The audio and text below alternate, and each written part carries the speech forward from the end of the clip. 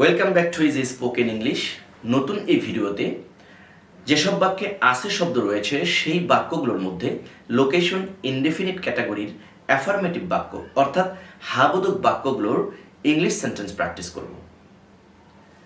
এই ভিডিওর সঙ্গে সংশ্লিষ্ট অন্য ভিডিওগুলোর লিঙ্ক ডেসক্রিপশনে দেওয়া আছে, সেখান থেকে ইংলিশ শেখার জন্য সহায়ক অভিনব কৌশলগুলো জেনে নিন। এখন চলুন আমরা একটু প্র্যাকটিস করি কিছু বাক্য। বাংলা বাক্যে আছে শব্দ রয়েছে অর্থাৎ কোনো জায়গায় অনির্দিষ্ট কোনো কিছু আছে, এরকম বাক্যগুলো একটু প্র্যাকটিস করব। আমরা হয়তো বোর্ডে লিখে লিখে প্র্যাকটিস করলে সেটি আমাদের জন্য একটু সহজ হতো, কিন্তু যেহেতু আমরা স্পোকেন শিখবো অর্থাৎ ইংলিশে কথা বলা শিখবো, সুতরাং আমাদেরকে লিখে লিখে প্র্যাকটিস করা যাবে না, আমাদের প্র্যাকটিস করতে হবে মুখে মুখে। আমরা যত বেশি বাক্য মুখে বলবো তত আমাদের জন্য স্পোকেনটা ইজি হয়ে যাবে, সহজ হবে, আমরা খুব সাবলীলভাবে স্পোকেনটা করতে পারবো। যেহেতু স্পোকেন শেখাটাই আমাদের মূল উদ্দেশ্য, তাই আমরা চেষ্টা করব শুধু মুখে মুখে বলার জন্য।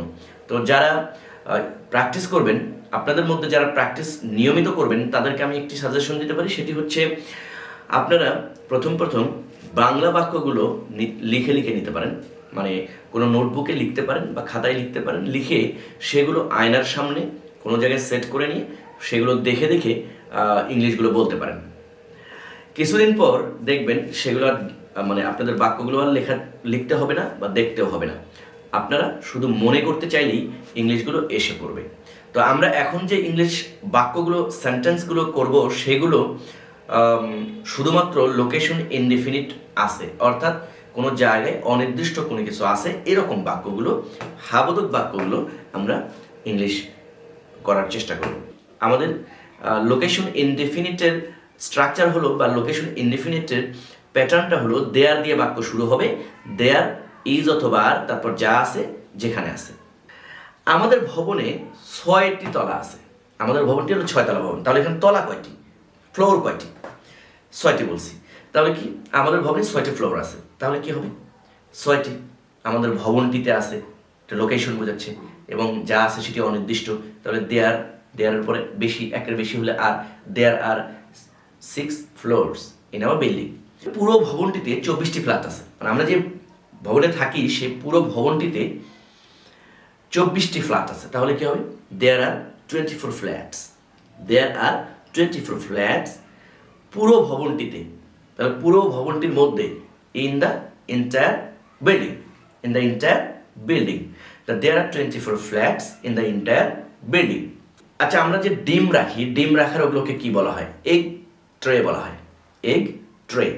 তো যদি একটি ট্রেতে কয়টি ডিম থাকে? সাধারণত একটি ট্রেতে 30টি ডিম থাকে। যে ট্রেগুলো বা খাঁচা বলা হয় যেগুলো, এগ কেজ বলা হয় যেগুলো, ওই কেজগুলোকে আমরা বলতে পারি এরকম যে কেজে সাধারণত 30টি ডিম থাকে। তো ওই কেজে ধরেন 30টি ডিম আছে, তাহলে আমরা কি বলবো? খাঁচায়, ডিমের খাঁচায়। তো ডিমের খাঁচায় 30টি ডিম আছে, সাধারণত সব বাসায় ডিম থাকে, তাহলে আমি যদি বলি যে ডিমের খাঁচায় 30টি ডিম আছে, there are 30 eggs, there are 30 eggs in the cage, there are 30 eggs in the cage অথবা ইন দ্য এগ কেজ। তো যেটাই হোক, there are 30 eggs, there are 30 eggs in the cage. এরকম আরো অনেক বাক্যই আমরা করতে পারি। তো মনে রাখতে হবে, যত বাক্য আমরা প্র্যাকটিস করব তত আমাদের স্পোকেনটা ইজি হবে এবং আমাদের ফ্লুয়েন্সি বাড়বে, অর্থাৎ আমাদের কথা বলার যে অনর্গল একটি বা সাবলীল যে একটি গতি সেটি বাড়বে। তো এরকম আমরা দৈনন্দিন যে বাক্যগুলো সাধারণত বাসায় আমরা একে অপরের সঙ্গে যে কথাগুলো বলি সেগুলো আমরা ইংলিশ করার চেষ্টা করব। যেহেতু আমরা প্রথমে শুধু লোকেশন ইনডেফিনিট এই জিনিসটি শিখেছি, তাই আমরা এই প্যাটার্নের বাক্যগুলোই এখন করছি। এর পরবর্তীতে যখন অন্য কোনো প্যাটার্ন শিখবো তখন সেই প্যাটার্নের বাক্যগুলো আমরা এর সঙ্গে অ্যাড করব, মানে এর সঙ্গে অ্যাড করে আমরা সেগুলো প্র্যাকটিস করতে থাকি। এরপরে দেখুন যে আমাদের ধরেন আমাদের একটি দোকান আছে, সেই দোকানে দেখা গেল কি 100টি ডিমের ট্রে আছে, ট্রে মানে ডিম রাখার যে খাঁচা সেটি আছে, তাহলে কি বলবো? দেয়ার আর 100 egg trays in our shop, there are 100 egg trays in our shop, in our store বলা যেতে পারে, মুদি স্টোর যেমন সেখানে কি হতে পারে, there are 100 egg trays, there are 100 egg trays in our shop. বাসায় 4টি ডিম আছে। ধরেন আপনি ডিমের কথা বলছেন, আপনাকে বাসায় জিজ্ঞেস করলো ডিম আনতে হবে, কয়টি ডিম আছে, যে বাসায় 4টি ডিম আছে। হ্যাঁ, আপনাকে প্রশ্ন করলো যে বাসায় কি ডিম আছে, কয়টি ডিম আছে, তো আপনি বললেন যে বাসায় 4টি ডিম আছে। there are 4 eggs, there are 4 eggs at home, there are 4 eggs at home, বা there are 4 eggs in the restaurant, there are 4 eggs at home, মানে বাসায় 4টি ডিম আছে। প্রত্যেক রান্নাঘরে কিছু তেলাপোকা দেখা যায়। আমরা তেলাপোকার ইংরেজি কি জানি, ককরোচ। তো রান্নাঘরে কিছু তেলাপোকা আছে, এটার ইংরেজি কি হবে, রান্নাঘরে কিছু তেলাপোকা আছে। তো কিছু আমরা জানি অনির্দিষ্টবাচক কোয়ান্টিফায়ার, তাহলে রান্নাঘরে আছে অর্থাৎ কোনো একটি জায়গায় অনির্দিষ্ট কোনো কিছু আছে বোঝাচ্ছে। তাহলে বাক্য শুরু হবে দেয়ার দিয়ে, দেয়ার পরে একের বেশি হলে আর, তাহলে কিছু বলতে আর হবে। তাহলে কি বলতে পারি আমরা এই বাক্যটিকে, রান্নাঘরে কিছু তেলাপোকা আছে। তো রান্নাঘরে কিছু তেলাপোকা আছে এই বাক্যটিকে আমরা একটু ট্রাই করি। তাহলে রান্নাঘরে কিছু তেলাপোকা আছে, যেহেতু অনির্দিষ্ট, তাহলে বাক্য শুরু হবে দেয়ার দিয়ে, দেয়ার এরপরে আর কিছু একের বেশি, দেয়ার আর সাম, যা আছে কি আছে, ককরোচ। তাহলে দেয়ার আর সাম একের বেশি। যখন আমরা একের বেশি জিনিসটি বলবো তখন সেটিকে প্লুরাল করে বলবো। ইংরেজিতে প্লুরাল করা হয়, অর্থাৎ সিঙ্গুলার জিনিসটিকে, এক বচন জিনিসটিকে বহুবচন করা হয়, প্লুরাল করা হয় এস বা ইএস দিয়ে। সেটি বলার ক্ষেত্রে এস বা ইএস ওভাবে বোঝা যায় না যে এস নাকি ইএস, তবে লেখার ক্ষেত্রে বোঝা যায় যে এস নাকি ইএস। যেহেতু আমরা শুধু স্পোকেনটা আপাতত দেখছি, সুতরাং আমরা এস বা ইএস একের বেশি হলে সেটি উচ্চারণ করে নিব। তাহলে রান্নাঘরে কিছু তেলাপোকা আছে, এটির ইংলিশটা কি হতে পারে, there are some cockroaches, there are some cockroaches in the kitchen. আমাদের রান্নাঘরে কিছু তেলাপোকা আছে, there are some cockroaches in our kitchen. এটা তো শুধু আমাদের রান্নাঘরের কিছু তেলাপোকার কথা বললাম, তবে পৃথিবীতে অসংখ্য কীটপতঙ্গ আছে। এক্ষেত্রে কি হতে পারে, অসংখ্য কীটপতঙ্গের ক্ষেত্রে আমরা অসংখ্য কীটপতঙ্গ এর ইংলিশ কি, আর নিউমারাস নাম্বার অফ ইনসেক্টস। অসংখ্য আর নিউমারাস নাম্বার অফ ইনসেক্টস মানে অসংখ্য কীটপতঙ্গ, অথবা আমরা এটিকে বলতে পারি আ লট অফ ইনসেক্টস, মানে অনেক কীটপতঙ্গ। আ লট অফ ইনসেক্টস এবং আ নিউমারাস নাম্বার অফ ইনসেক্টস একই রকম বলা যায়। তাহলে পৃথিবীতে অনেক বা অসংখ্য কীটপতঙ্গ আছে। তাহলে এই বাক্যটির ইংলিশ কি হতে পারে, there R a numerous number of insects, there are a numerous number of insects, there are a numerous number of insects in the world. আবার ধরেন আমরা যারা কোনো শহরে বাস করি, হয়তো বলতে পারি যে আমাদের গ্রামের বাড়িতে একটি পুকুর আছে। এটার ইংলিশটা কি হতে পারে, আমাদের গ্রামের বাড়িতে একটি পুকুর আছে। there is a pond, একটি যেহেতু, তাহলে there is a pond in our village home, there is a pond in our village home। আমাদের বাড়ির ভেতরেই তো, নাকি বাড়ি বলতে পুরো বাড়ির আঙ্গিনা আশেপাশে সহ কিন্তু বাড়ি বলা হয়। তো এটাকে এত বলা যেতে পারে, there is a pond at our home, but there is a pond in our village home। আমাদের গ্রামের বাড়িতে there is a pond in our village home, আমাদের গ্রামের বাড়িতে একটি পুকুর আছে। হতে পারে না পুকুরটিতে অনেক মাছ আছে, এটিও বলতে চাচ্ছেন পুকুরটিতে অনেক মাছ আছে। তাহলে সেটি ইংলিশ কি হতে পারে, অনেক মাছ। তাহলে মাছটা কি, মাছটা হলো একটি নন কাউন্ট নাউন, অর্থাৎ নন কাউন্টেবল নাউন, যেটি গণনা করা যায় না। তো অনেক মাছের ক্ষেত্রে আমরা কি বলতে পারি, এখানে আমরা সিঙ্গুলার ব্যবহার করবো, there is a lot of fish. আমরা যেহেতু ফিশেস করছি না, কারণ ফিশেস করা যাবে না, যেগুলো নন কাউন্ট সেগুলোকে কখনো প্লুরাল করা যায় না। যেমন পানি, এখানে ওয়াটার্স বলা যাবে না, তাহলে এখানে ওয়াটারই বলতে হবে। যদি এরকম হতো যে 2 লিটার পানি, তখন হয়তো আমরা লিটারটাকে প্লুরাল করতে পারতাম, লিটারকে, কিন্তু মানে পানিকে প্লুরাল করা যায় না। সেজন্য আমরা এখানে মাছকে প্লুরাল করব না, এই জন্য আমাদের ভার্বও হবে সিঙ্গুলার ভার্ব, অর্থাৎ ইজ। ইজ হলো সিঙ্গুলার ভার্ব আর আর হলো প্লুরাল ভার্ব। এটি সিম্পলভাবে আপনি বুঝে মনে রাখবেন যে যদি একটি হয় তাহলে ইজ, বেশি হলে আর। তাহলে দেখুন পুকুরে অনেক মাছ আছে। যেহেতু সকল নন কাউন্ট নাউন অর্থাৎ সকল মানে পরিমাণবাচক জিনিস সিঙ্গুলার, তাহলে সেটিকে আমরা এখন এটিকে কিভাবে করব? ইজ দিয়ে করব। There is a lot of fish in the pond. পুকুরে অনেক মাছ আছে। There is a lot of fish in the pond. মানে বললাম যে আমাদের গ্রামে একটি পুকুর আছে। There is a pond in our village home. আমাদের গ্রামের বাড়িতে একটি পুকুর আছে, সেখানে মানে সেই পুকুরটিতে বলছি পুকুরটিতে অনেক মাছ আছে। There is a lot of fish in the pond, but there is a lot of fish in that, মানে ওই পুকুরটিতে। বাংলাদেশে ধরেন 495টি উপজেলা আছে। আমরা বলেছিলাম বাংলাদেশে 64টি জেলা আছে। বাংলাদেশে 64টি জেলা আছে, এটার ইংলিশটা আমরা করেছি there are 64 districts in Bangladesh. There are 64 districts in Bangladesh. কিন্তু বাংলাদেশে 495টি উপজেলা আছে। এটির ইংলিশটা কী হতে পারে? এই বাক্যটিকে আমরা কীভাবে বলবো? দেয়ার আর 495 উপজেলাস। দেয়ার আর 495 উপজেলাস ইন বাংলাদেশ।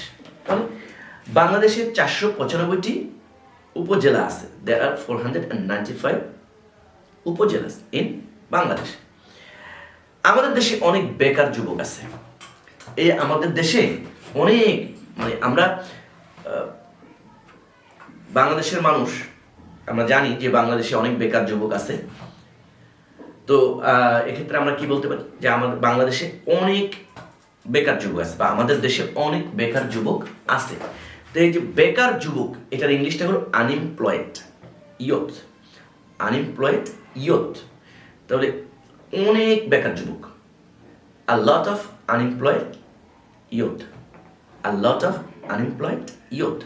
তাহলে এক্ষেত্রে আমরা কি করতে পারি? ইংলিশটা যেহেতু অনেক বোঝাচ্ছে, তাহলে এটিকে আমরা দেয়ারের পরে আর ব্যবহার করব। ইয়েস, তাহলে there are a lot of unemployed youths in our country. আমাদের দেশে there are a lot of unemployed youth. There are a lot of unemployed youths in our country. There are a lot of unemployed youths in Bangladesh. এরকম মানে আমি যে বাক্যগুলো বলছি শুধু যে এগুলোই প্র্যাকটিস করতে হবে এরকম না। আপনারা নিজেরা নিজেদের মতো করে বাক্য প্রথমবার কি লিখে লিখে রাখবেন খাতায়। সেই বাক্যগুলোকে নিজেরা পকেটে রাখতে পারেন, খাতা মানে কোনো নোটবুক। সেই নোটবুকে আপনারা লিখে লিখে বাক্যগুলো যেখানেই যাবেন প্র্যাকটিস করতে থাকবেন।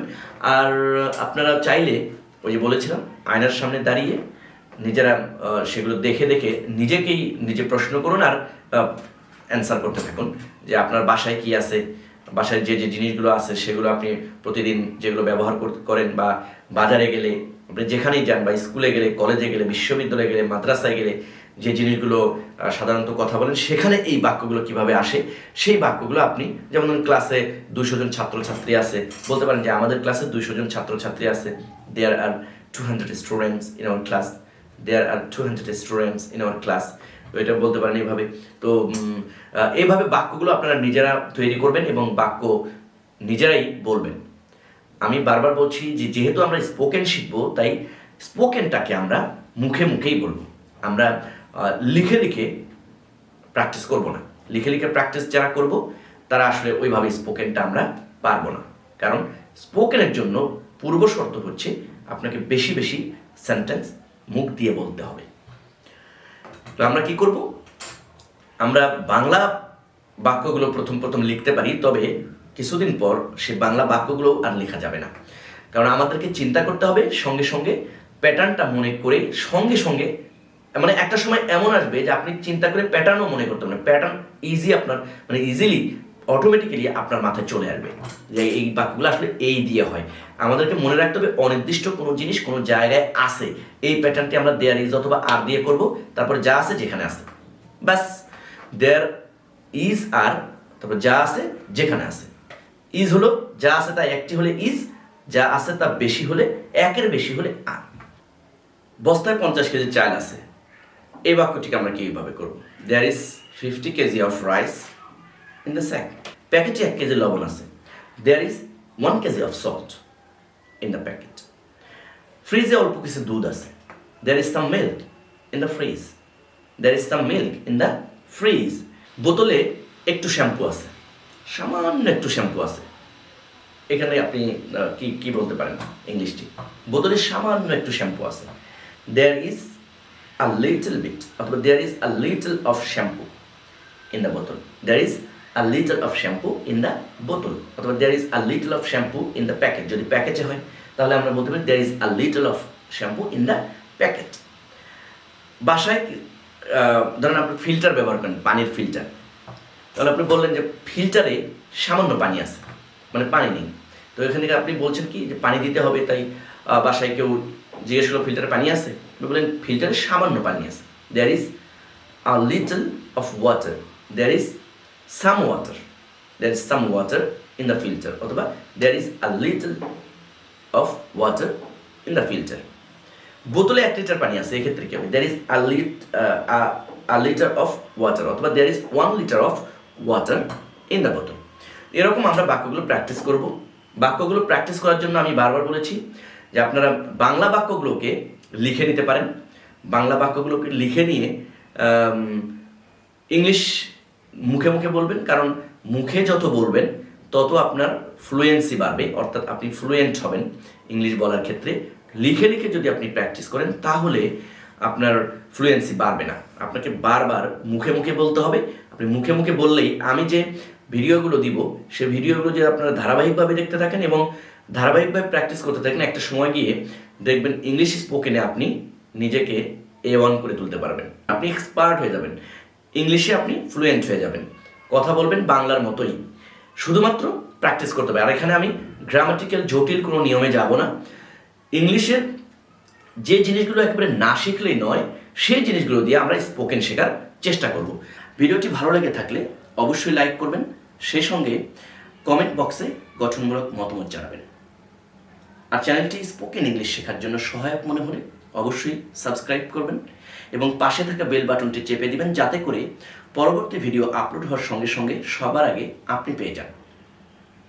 নতুন ভিডিও নিয়ে আসা পর্যন্ত বিদায় নিচ্ছি। সে পর্যন্ত ভালো থাকবেন। আল্লাহ হাফেজ।